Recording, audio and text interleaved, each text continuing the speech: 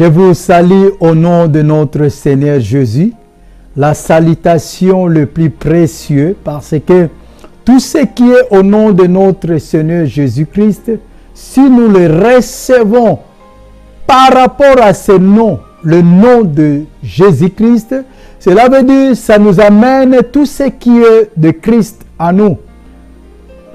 L'ange se présenta devant Marie. Il a dit à Marie, celui qui a trouvé grâce, salue Marie. La salutation qui vient de la part de Dieu, pas de la part des hommes.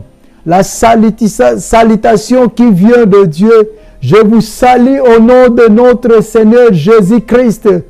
Que l'amour de Seigneur Jésus-Christ soit avec nous pendant le temps que nous allons passer ensemble.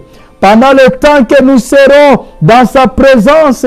Pendant le temps que nous allons écouter sa voix. Pendant le temps que nous allons écouter sa parole. Pendant le temps que nous allons comprendre le réma, les choses d'en haut. Pendant le temps que nous allons développer par la puissance du Saint-Esprit ce qui est céleste, ce qui est caché aux yeux de multitudes, ce qui est caché aux yeux de ce monde. Parce que si le monde connaissait, si le monde savait ce qui était Christ, si le monde savait la parole de Dieu, ça ne allait pas être comme aujourd'hui. Le monde que nous voyons, le monde qui devient de temps à l'autre dégoûtant, le monde qui devient de temps à l'autre difficile pour les enfants de Dieu de vivre, le monde qui devient de temps à l'autre compliqué. Compliqué parce que le mal prend l'ampleur, le mal prend le devant, on le voit le mal partout. Et ça a été déjà depuis le temps, mais tellement c'est visible maintenant. Nous vivons plus que Sodome et Gomorrhe, là où le mal devient comme le bien, là où le mal se fait avec facilité, là où le mal se fait avec tranquillité, là où le mal, on connaît le mal, on connaît les criminels, on connaît ceux qui font des choses horribles, mais ils sont en liberté, ils marchent tranquillement, ils dirigent même le pays, ils dirigent même ce monde. Pendant qu'on connaît, on sait que ce sont des personnes qui font le mal. Mais le monde les acclame. Le monde leur donne des éloges. Lorsqu'ils passent, le monde sont là pour les acclamer. Les mondes sont là pour les acclamer. En sachant que nos souffrances viennent d'eux. Nos souffrances viennent parce qu'ils adorent le diable. Ils amènent le sacrifice du diable. Ils amènent tout ce qui est du diable. Et le monde subit le reste. Et parmi le monde que je parle, il y a aussi ceux qui sont appelés des chrétiens. Il y a aussi ceux qui sont appelés les enfants de Dieu, qui sont dans ce système, qui ne comprennent pas jusqu'à aujourd'hui, qui n'arrivent pas à comprendre jusqu'à aujourd'hui que leur maître est à la porte, que leur maître est déjà prêt, que leur maître est déjà là, que leur maître est déjà là. Ils n'arrivent pas à comprendre. Parce qu'ils ne veillent pas. Ils ne veillent pas. Ils prient sans veiller. Prier sans veiller, c'est passer du temps inutilement. Ne soyez pas choqués d'écouter cela. Parce que si tu ne veilles pas, tu vas prier par rapport à quoi? De quoi tu vas prier? Il amena les disciples. Il leur dit, restez ici, veillez avec moi. Il n'a même pas parlé de prier. Il a commencé d'abord à parler de veiller avec moi. Veiller veut dire rester volontairement éveillé pendant le temps habituellement consacré au sommeil. Pendant que tu t'habitues au sommeil, veiller veut dire rester volontairement et veiller pendant le temps que tu aimes la distraction, pendant le temps que tu aimes passer le temps inutilement, pendant le temps que tu aimes passer dans les réseaux sociaux pour écouter ou voir ce qui n'édifie pas, ce qui ne va pas t'aider à avancer spirituellement, pendant le temps que tu passes au téléphone, le temps perdu, des heures et des heures que tu passes au téléphone, de parler de choses qui ne t'édifient pas, des choses qui ne te font pas avancer spirituellement. C'est ça le sommeil. On ne parle pas de sommeil normal. On ne parle pas de dormir physiquement, mais on parle de veiller spirituellement, de ne pas dormir spirituellement. On passe des heures et des heures, de temps et de temps, à parler au téléphone, à rester aux réseaux sociaux. On passe des heures et des heures à des choses qui ne nous aident pas à avancer spirituellement. Des choses qui n'édifient pas nos esprits. Les choses qui n'édifient pas nos âmes. Les choses qui ne donnent pas gloire à notre Dieu. Nous sommes là et nous dormons. Au lieu de veiller. Veillez avec moi. La demande que Christ a faite aux disciples. Pendant que le temps est mauvais, pendant que le temps est brutal, pendant que le temps est confus, veillez avec moi. Et après, par là, veillez et priez pour ne pas tomber dans la tentation. Prier sans veiller, bien-aimé. Tu vas prier que pour prier. C'est pour cela que nous voyons, il y a peu d'exaucement de la prière aujourd'hui.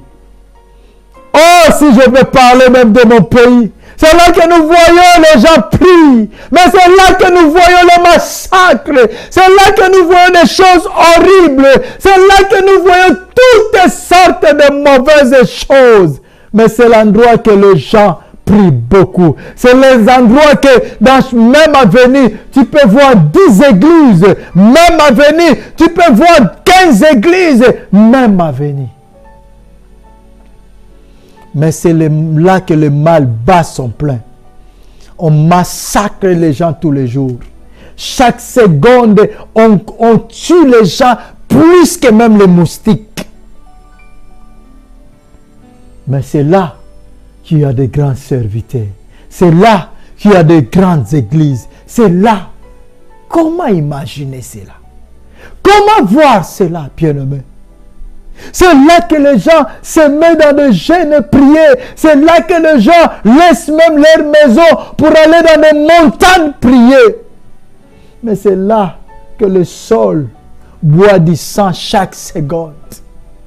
On tue les gens de toutes les façons, de toutes les manières, de toutes les formules. Comment expliquer ça? C'est lorsqu'on ne veille pas qu'on voit ce genre de choses. On est en train de prier sans pourtant veiller sur nos états, sans pourtant veiller sur nos conduites, sans pourtant veiller sur nos façons d'être, sans pourtant veiller sur nos pensées, sans pourtant veiller sur nos caractères, sans pourtant veiller sur nos désirs. C'est là que le diable se présente facilement. On a besoin de s'enrichir, de devenir des riches. C'est là que le diable se présente. Si tu veux devenir riche, il suffit de prendre quelque chose, de toucher cela, et tu deviendras riche. Mais comment tu deviendras riche en touchant quelque chose? En touchant à un mal-être, en touchant à quelque chose. On te donne un mouchoir, on te donne une veste, un costume. Touche seulement, mais seulement cela, tu deviendras riche. Comment cela peut être possible? Du mensonge. Pourquoi? Parce que nos désirs est directionné vers la richesse. C'est ce qu'on avait parlé l'autre fois. Jésus a eu faim. Au moment qu'il a eu faim, c'est alors que le diable se présenta en lui disant, si tu es le Fils de Dieu, ordonne à cette pierre de devenir le pain. Luc 4, verset 3. Au verset 2 à la fin, Jésus a eu faim. Pendant qu'il jeûnait 40 jours et 40 nuits, il n'y avait rien. Pendant qu'il marchait dans le désert, il n'y avait rien. Jusqu'à ce qu'il a eu faim. Lorsqu'il a eu faim, c'est là que le diable se présente avec le besoin. Si tu es le Fils de Dieu, comme tu as faim, ordonne à ces pierres de devenir le pain. Alléluia. Veillez à tes pensées.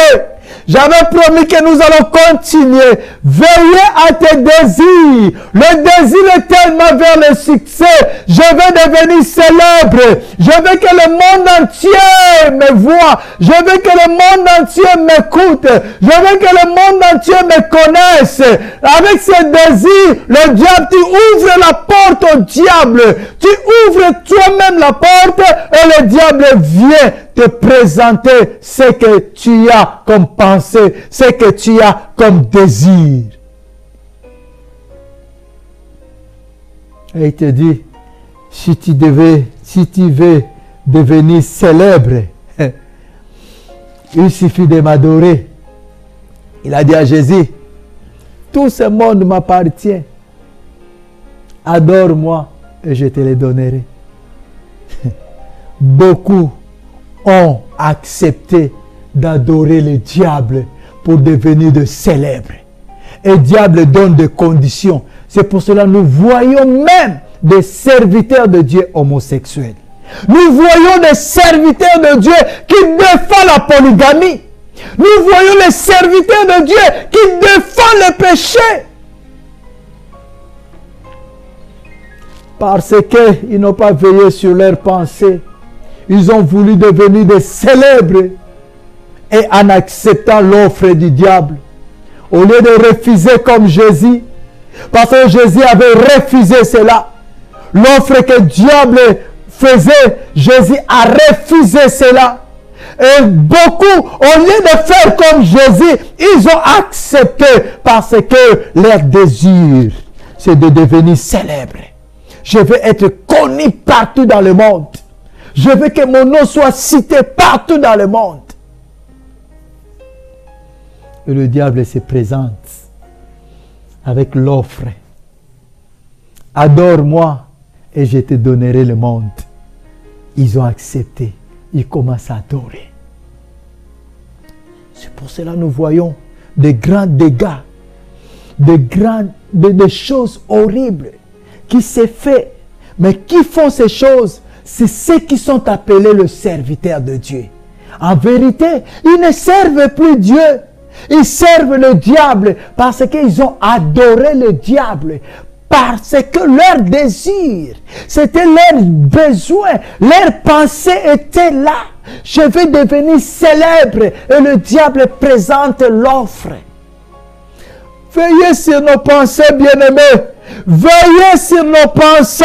Si tu veux devenir célèbre, si tu veux avoir du succès, il faut s'accrocher avec Dieu. Il faut avoir Jésus-Christ et il faut attendre le temps de Jésus-Christ. Dis au Seigneur, fais de moi ce que tu veux. Parce que le vase ne peut pas dire au potier, fais de moi ceci. Fais-moi de cette forme. Je ne veux pas être de cette forme, mais fais-moi cette forme. Le vase ne peut pas dire au potier. C'est le potier qui sait ce qu'il peut faire. C'est le potier. Et aujourd'hui, nous voulons dicter Dieu.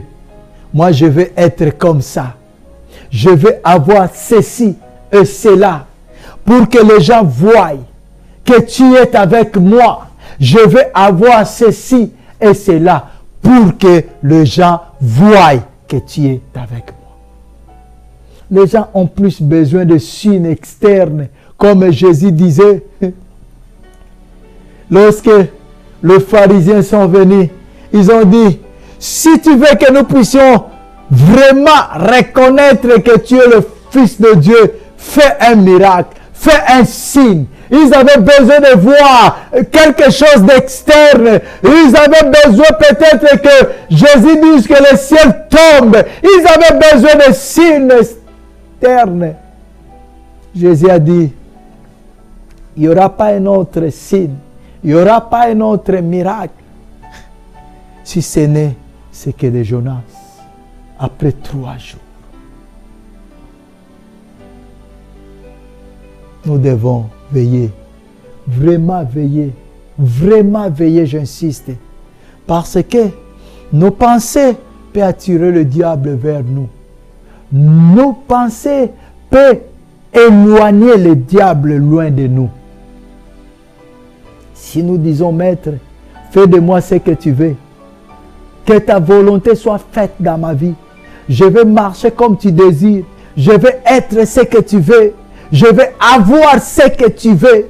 Si nous disons à Dieu, si nous faisons ce genre de prière, si nous veillons comme ça, le diable sera loin de nous, comme il s'éloignait de Jésus.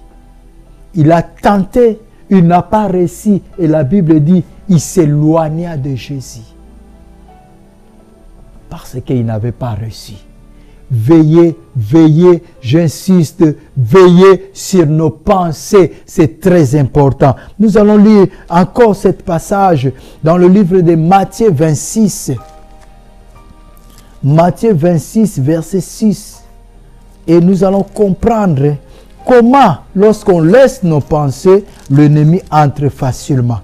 Matthieu 26, je commence au verset 6. La Bible dit, comme Jésus était à Béthanie, je vais lire 6 jusqu'à 13. La Bible dit, comme Jésus était à Béthanie, dans la maison de Simon le lépreux, une femme s'approcha de lui. Elle tenait un vase d'albâtre plein d'un parfum de grand prix. Et pendant qu'il se trouvait à table, elle répandit le parfum sur sa tête. À cette vue, le disciple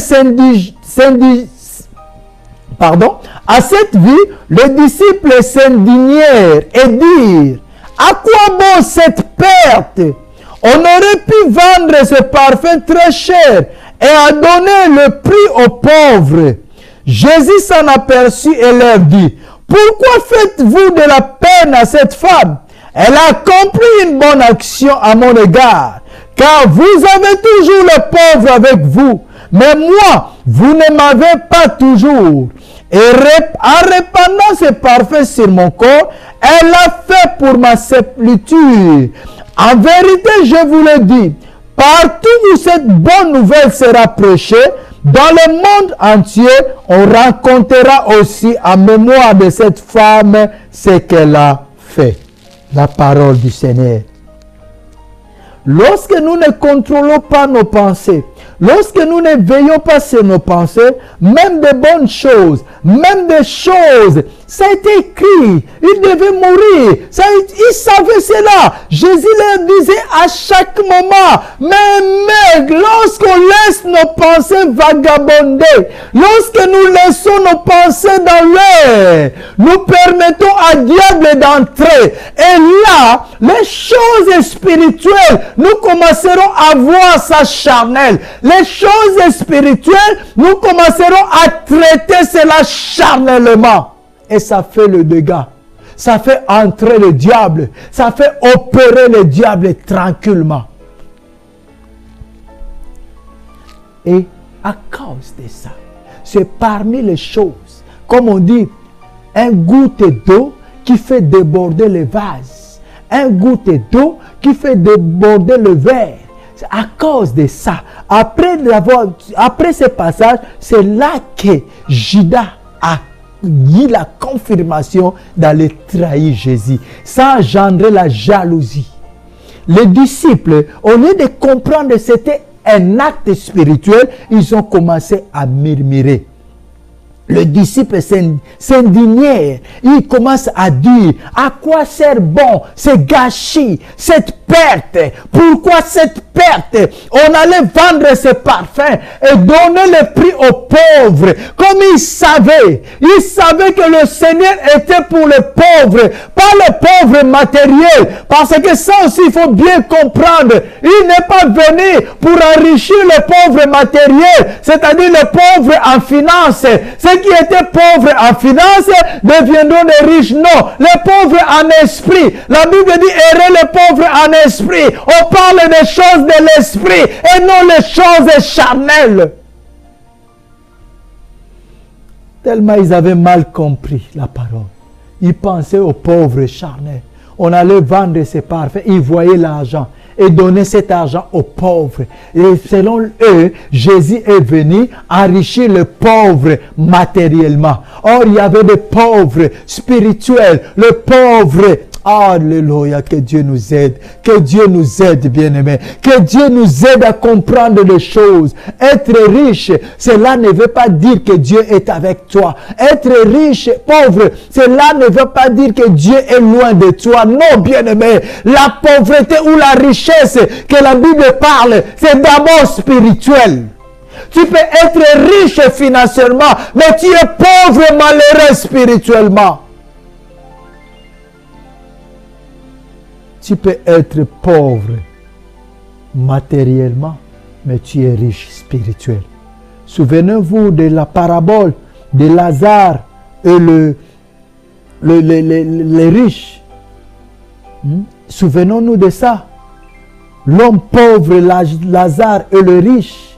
La Bible dit, au jour de la mort, Jésus parlait de cette parabole. L'homme pauvre, ce qui était pauvre matériellement, c'est lui qui est allé s'asseoir à côté d'Abraham. Et celui qui était riche financièrement, c'est lui qui s'est trouvé en enfer, demander goutte d'eau.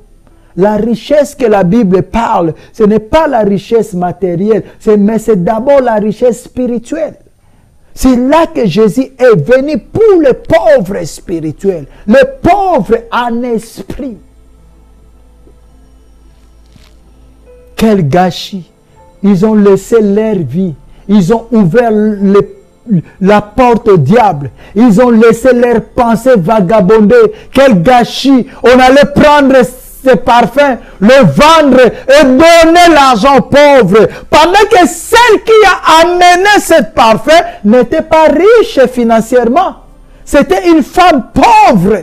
Alléluia. Mais la pauvre a compris. Elle a compris quelque chose de spirituel. Pendant que ceux qui étaient censés de comprendre cela n'ont pas compris. N'ont pas compris. C'était aux disciples de faire cet acte, d'acheter les parfums. Parce qu'ils étaient censés de comprendre cela. Mais ils n'ont pas compris pourquoi. Parce que leurs pensées vagabondaient toujours. Leur vie était là à murmurer.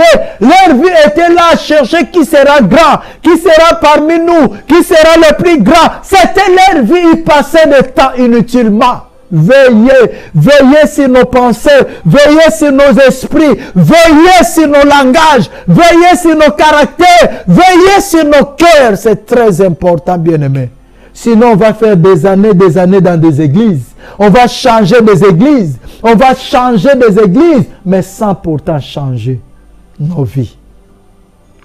Or, ce qui est très important, ce n'est pas changer l'église. Mais ce qui est très important, c'est de changer nos vies. Changer moi-même. Les gens parlent de changement par rapport aux autres. Nous voulons le changement. Cela veut dire que les autres changent, pas moi. Pas moi. Moi, je reste comme je suis, mais les autres changent. Les gens désirent le changement pour les autres. Oh, ça ne peut pas se faire. Changement, c'est d'abord moi. C'est d'abord moi avant de désirer que l'autre change. Veillez sur nos pensées. Ils ont laissé leurs pensées vagabonder pendant qu'ils étaient avec le Seigneur. Si nous parlons, nous lisons la Bible, nous allons voir la vie des disciples. C'était que de discuter et discuter. Qui sera grand, qui sera élevé, qui est celui, qui est... Leur vie, leur pensée, c'était que ça. C'est pour cela, jusqu'au dernier temps, ils pensaient toujours mal. On allait prendre ces parfums, vendre et donner l'argent aux pauvres, au lieu que ça soit un gâchis, perdre comme ça. Et après, si vous lisez en bas, c'est là que Judas, un goutte d'eau qui fait déborder les vases. C'est là l'acte qui a donné l'accès encore au diable, et le diable est entré encore plus dans la vie de Judas pour aller le trahir, confirmer la trahison. Bien-aimés, nous sommes dans la fin du temps. Nous devons vraiment veiller. Imaginez, tu as passé beaucoup de temps avec le Seigneur et à ce moment, tu veux abandonner parce que tu ne veilles pas. Tu veux aller en enfer parce que tu ne veilles pas sur ton état d'âme. Tu ne veilles pas sur ton caractère. Tu ne veilles pas sur ton cœur. Tu ne veilles pas sur tes pensées. Imaginez un peu. Imaginez quel gâchis. Nous sommes dans le temps que nous devons nous réveiller encore. Réveiller encore. Parce que le royaume de notre Dieu est proche, est plus proche. Le royaume de notre Dieu, le retour de notre Seigneur est plus proche. Il est déjà à la porte. Il est déjà à la porte. On ne sait pas le moment, on ne sait pas le temps, mais juste le signe qu'il nous a donné, le signe qu'il nous a laissé, nous le voyons dans tous les caractères, dans toutes les lettres. Et ça reste qu'il vient. Et sachons une chose, personne n'est au contrôle de tout. Même ceux qui nous trompent, ceux qui parlent qu'ils ont au contrôle de la situation, personne n'est au contrôle. Il n'y a plus l'union. Il n'y a plus même l'union mondaine. L'union du monde qu'ils avaient créée. L'union africaine, l'union européenne, l'union asiatique, ainsi de suite. Ça n'existe plus. Ce n'est que des mascarades aujourd'hui. Ça n'existe plus parce que personne n'est au contrôle de rien. Personne ne contrôle quelque chose. Notre Seigneur est à la porte. Les signes sont là. Nous voyons le mal devient comme le bien. Nous voyons tout ce qui était honteux, ça se fait avec plaisir. Nous voyons tous les signes de guerre partout. La famille, n'en parlons pas. L'homme est devenu vraiment insensé. L'homme est devenu insensible au bien, insensible au mal. L'homme est devenu insensible au bien et sensible au mal. L'homme peut commettre le mal tranquillement aujourd'hui. L'homme peut tuer tranquillement aujourd'hui. Il tue. Pendant qu'il est en train de tuer, l'autre main tue, l'autre main mange tranquillement. Veillez. Veillez, parce que vivre tout autour du mal, là où le mal domine et que tu vis tout autour, c'est très dangereux. Souvenons-nous, Lot était là. Il avait sa femme, il avait ses enfants. Mais à cause de voir le mal tous les jours, sa femme n'est pas sortie. En sortant, elle a retourné les yeux, elle a retourné le visage vers Sodome et Gomorrhe. Elle est devenue le statut du ciel. Pourquoi? Parce que elle voyait tout le temps le mal. Elle voyait tout le temps les abominations. Et cela est entré dans son esprit, dans ses pensées. Elle ne pouvait pas sortir. Elle ne pouvait pas aller. Soyons attentifs. Le mal nous entoure. Soyons attentifs, bien-aimés. Veillez. Veillez pour ne pas copier le mal. Que le Seigneur vous bénisse. Que le Seigneur soit avec vous. Continuez à veiller et nous allons nous retrouver dans la prochaine occasion que le Seigneur nous donnera. Que la paix du Seigneur règne dans vos vies, dans le nom de Jésus.